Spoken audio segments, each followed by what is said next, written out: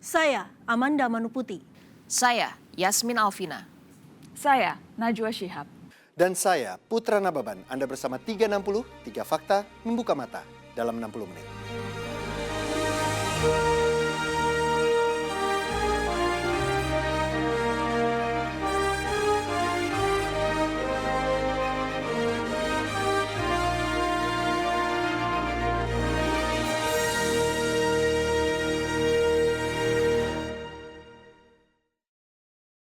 Danau Toba tengah jadi sorotan.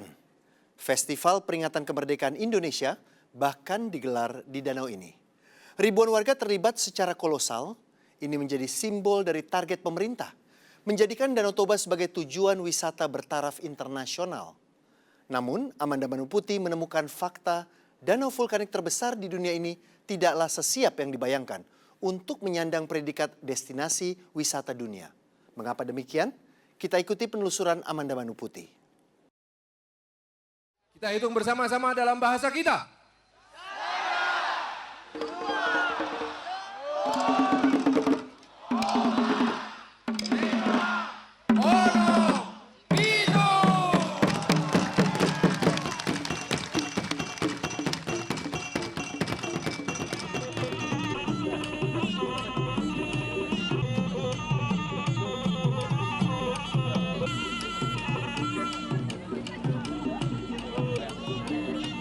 Selamat datang di Karnaval Kemerdekaan Pesona Danau Toba. Kemeriahan sangat terasa hari itu.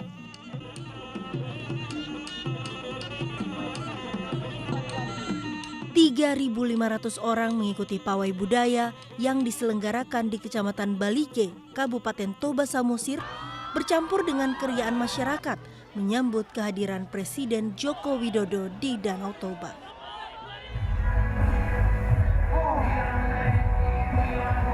Kemeriahan Karnaval Kemerdekaan Pesona Danau Toba berlangsung 2 hari penuh, termasuk di Parapat, Kabupaten Simalungun.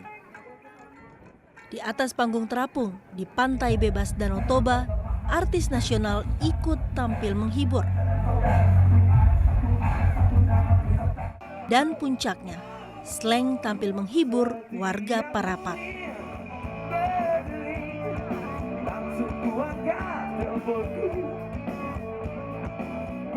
Karnaval Kemerdekaan untuk pertama kalinya digelar di Danau Toba. Tak sekedar merayakan hari ulang tahun kemerdekaan Republik Indonesia yang ke-71, ada alasan lain juga di balik digelarnya acara kolosal ini. Menteri Pariwisata Arief Yahya menuturkannya. Acaranya namanya Karnaval Kemerdekaan Pesona Danau Toba. Karena Danau Toba akan kita jadikan sebagai salah satu destinasi utama kelas dunia. Dan kebetulan Danau Toba itu badan otorita pariwisatanya yang pertama kali selesai sudah ditandatangan oleh Presiden. Baru saja ya? Baru saja tahun ini ditandatangan, jadi ini hadiah untuk Danau Toba. Tadi kita udah lihat sendiri, kita senang, saya terutama, masyarakat sangat antusias. Ini adalah pesta rakyat, masyarakat bergembira, bahagia, dan ujungnya nanti kalau di pariwisata itu yang seperti ini tuh mensejahterakan. Mensejahterakan Danau Toba dengan menghidupkan sektor pariwisata. Ya, tahun 2016 Danau Toba menjadi salah satu dari 10 objek pariwisata prioritas pemerintah. Prioritas untuk dijadikan destinasi wisata bertaraf internasional dengan target devisa 13 triliun rupiah. Sekarang 250.000 wisman datang ke Sumatera Utara, khususnya ke Danau Toba. Target itu dari 250.000 kita 4 kali lipatkan menjadi 1 juta.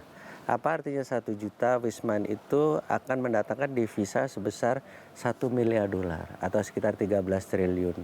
Nah, ini devisa sekian ini akan membuat pendapatan per kapita akan langsung naik. Kita lihat kalau atraksinya Danau Toba ini sudah kelas dunia. Untuk diketahui Danau Toba ini adalah danau terbesar kedua di dunia. Danau vulkanik atas letusan gunung api terbesar di dunia. Pulau Samosir yang ada di tengahnya itu sebesar negara Singapura. Nah, itu terus kedalamannya juga yang terdalam di dunia. Pokok yang ada di sini. Sebagai danau vulkanik terbesar di dunia, Danau Toba memang memiliki daya tarik tersendiri. Adalah erupsi supervolcano Gunung Purba sekitar 75.000 tahun lalu yang membentuk Danau Toba. Danau yang membentang di 7 kabupaten di Sumatera Utara. Namun sekedar mengandalkan daya tarik danau tektovulkanik ini tentu tidaklah cukup. Pembangunan berkelanjutan di berbagai sektor jadi ide utama Presiden Jokowi untuk mencapai target Toba sebagai tujuan wisata bertaraf internasional. Pak Presiden menginstruksikan Garuda dan airlines lainnya untuk terbang langsung dari Jakarta ke Silangit. Silangit adalah bandara yang dekat dengan Danau Toba. Dan ternyata berhasil. Tadi udah saya cek di bandara, penerbangan ke sini jumlah penumpangnya itu 15.000 per bulan. Dari 0 ke 15.000. 15.000 ini kalau setahun itu 180.000. Kita juga akan bangun tol dari Kuala Namu ke Tebing Tinggi. Lalu dari Tebing Tinggi nanti kita sambung ke Siantar, Siantar ke Parapat. Ini sangat penting sehingga membuat wisatawan itu sangat convenient. Target sudah ditetapkan, rencana sudah disusun. Namun saya mendengar selentingan tak sedap akan kondisi Toba.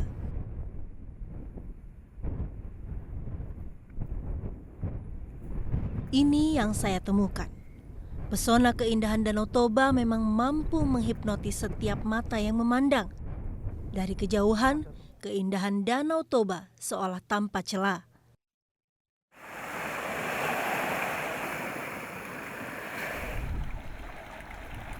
Tetapi semakin mendekat ke danau, permasalahan yang sebenarnya mulai tampak. Danau Toba sedang sakit. Sampah-sampah ini hanyalah gambaran awal dari persoalan yang mendera Danau Toba. Kementerian Lingkungan Hidup mencatat, sejak tahun 2013, pencemaran air di Danau Toba naik 300%. Pencemaran dari limbah rumah tangga dan keramba jaring apung menjadi tersangka utama penurunan kualitas air di Danau Toba. Bahkan, kematian ribuan ikan nila di Danau Toba tak terelakkan. Bukti awal dugaan pencemaran fosfor yang berasal dari sisa pakan ikan dan kotoran ikan. Saya menemui Holmes Hutapea, mantan penyelam di salah satu perusahaan keramba jaring apung di Danau Toba. Selalu melakukan penyelaman di site keramba milik perusahaan, Holmes menyaksikan langsung kondisi bawah air Danau Toba. Saat melakukan penyelaman di area yang di perusahaan keramba tersebut, seperti apa yang Anda saksikan pada saat itu? Di bawah saya menyelam berteman dengan sisa-sisa pakan dan kotoran ikan yang kemungkinan besar berdampak mencemari Danau Toba seperti itulah. Itu terjadi di seluruh keramba milik perusahaan tersebut? Ya, benar. Ini belum pernah saya ungkapkan ke media manapun masalah ini. Untuk saat ini mau tidak mau harus saya ungkapkan. Dulunya saya pernah memasang itu yang namanya Pisces penampungan, tapi pada saat itu saya memasang itu dalam hitungan 2 minggu. Di penampungan itu kotoran ikan sudah bisa tertampung berkisar 1 pickup dalam 2 minggu. Yang paling miris saya rasakan pada tahun 2012 saya diperbantukan menemani tim lab perusahaan tersebut. Pada saat di situ ada peralatan yang disebut seperti inkubator, diturunkan ke dalam air, mentok ke dasar danau, ditarik kembali, yang dapat di sana sisa pakan dan kotoran ikan. Saya bertanya, ini mempengaruhi nggak? Pada saat itu tim labnya diam. Ingin tahu lebih jauh, saya meminta Holmes menyelam di area keramba jaring apung milik warga. Dan inilah visual yang terekam.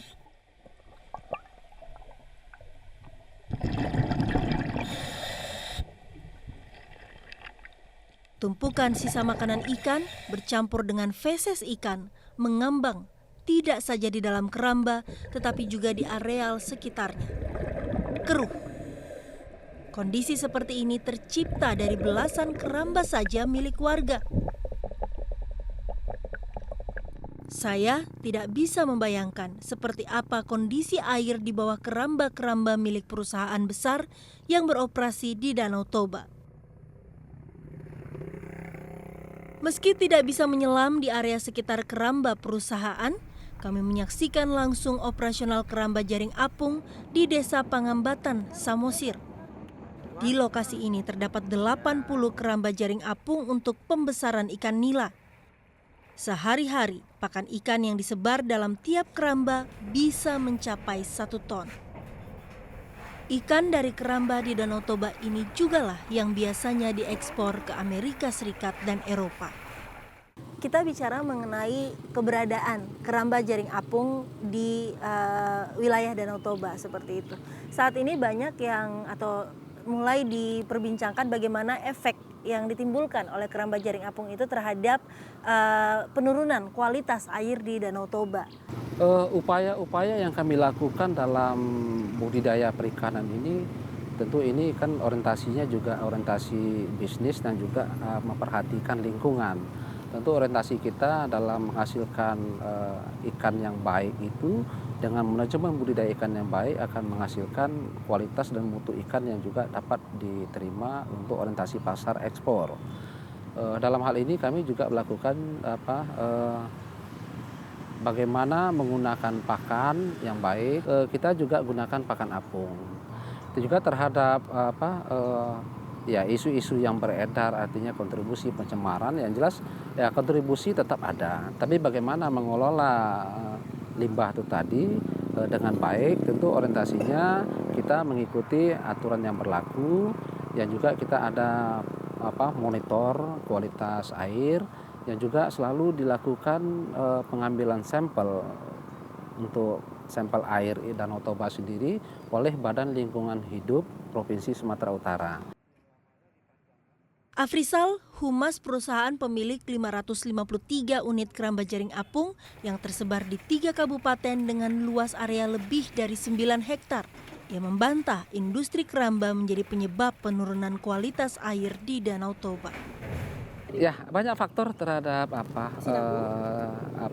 penurunan kualitas air di Danau Toba. Terjadi sekitar bulan Januari lalu, itu ada erupsi Gunung Sinabung yang berkelanjutan sehingga menimbulkan kabut asap segala macam, sehingga mengganggu proses fotosintesa kepada yang terjadi di perairan Danau Toba. Pemerintah daerah secara bertahap mulai melakukan penertiban keramba jaring apung di Danau Toba. Namun warga menuding ada tebang pilih, sebab penertiban justru dilakukan mulai dari keramba milik warga. Saya menanyakannya pada Bupati Samosir. Masyarakat itu kan maunya bersifat adil. Kalau mereka mau digusur atau mau dikurangi, ya PT-nya dulu, perusahaan besarnya dulu. Tapi ini kan nggak boleh seperti itu. Ini kan harus bersinergi satu sama lain. Jadi kan kita juga seperti yang dikatakan oleh Pak Presiden waktu kunjungannya ke sana dalam rapat terbatas, tidak boleh menghapuskan sekaligus. Tetapi ini kan bertahap.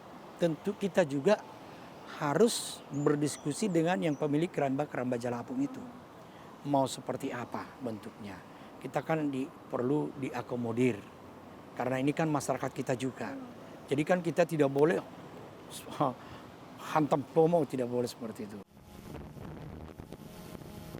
Perapian keramba milik warga hingga tuntutan menutup operasional perusahaan perikanan di Danau Toba. Apakah persoalan ini termasuk dalam hitung-hitungan pemerintah untuk menjadikan Danau Toba sebagai destinasi wisata bertaraf internasional? Di media kita ultimatum, sekarang saya ultimatum lagi lah. Kalau setahun setelah Januari Anda tidak menyelesaikan masalah AMDAL, pemerintah akan tutup perusahaan itu. Jangan merugikan masyarakat dan orang lain. Untuk masyarakat kita harus bina.